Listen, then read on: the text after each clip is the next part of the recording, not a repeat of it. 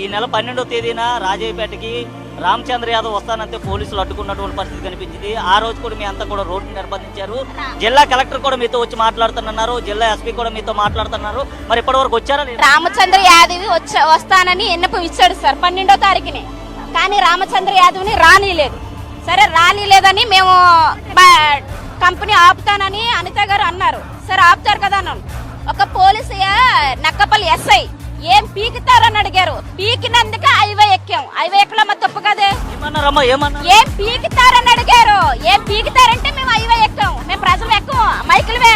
ఆ మైక్ వల్లే రచ్చగొట్టారు.